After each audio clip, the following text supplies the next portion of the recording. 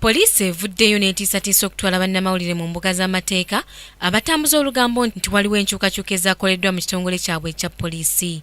Kino kiddiridde eŋŋamba eziŋŋana ng'omuduumizi wa poliisi mu ggwanga Gen. Kale Kayihura wamu n'omumyuka we Okoth Ochola bwe bajjiddwa ku bifo byabwe, ekintu omwogezi wa poliisi mu ggwanga Felix Kaweesi kyagambye nti si kituufu. Bakikola mu kuteebereza, bakikola mu kuleetawo embeera ey'obunkenke eteetaagisa mu kitongole. Ekituufu kiri nti omumyuka wa Inspector General wa Police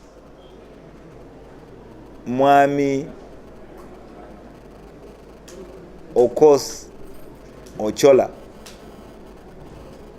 contract ye nga Deputy Inspector General wa Police ekyatambula okutuuka omwaka guno gunaggwako. Poliisi erabudde nti oyo yenna eyeenyigira mu kutambuza olugambo olutali lutuufu wakwatibwa avunaanwe mu mbuga z'amateeka olw'okusasamaza eggwanga. Bayinza okutwala bannamawulire abamu abawandiika ebintu bino mu mbuga z'amateeka,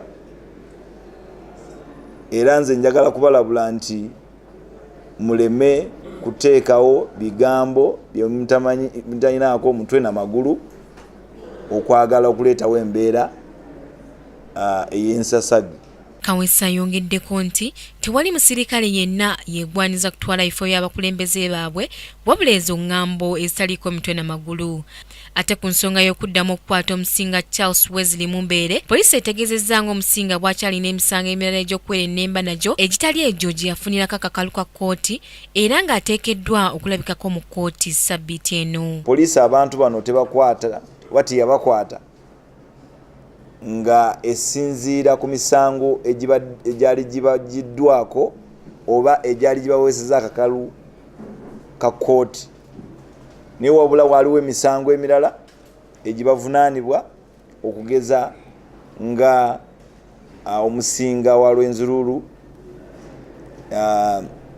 Charles Mumbeere yalina emisango emirala gye yazza ng'ate ebyaliwo nga 26 na 27 omwezi ogwa November mwaka oguwedde tebinnabaawo.